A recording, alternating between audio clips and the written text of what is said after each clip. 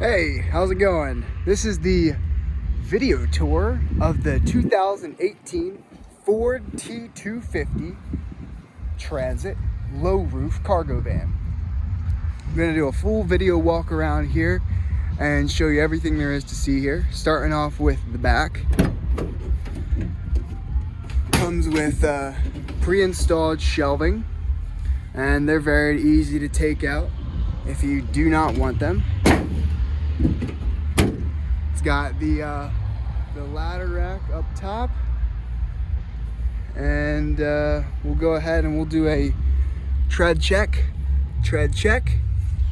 Nice. And we'll do a undercarriage check. Nice and clean.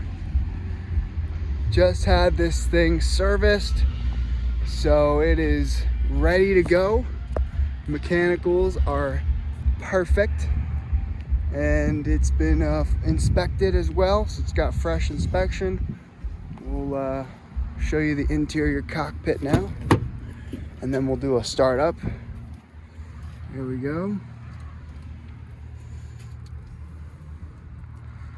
Bulkhead, so that you can keep yourself separated from your tools. They aren't sliding around. Now for the fun part, the startup. All right.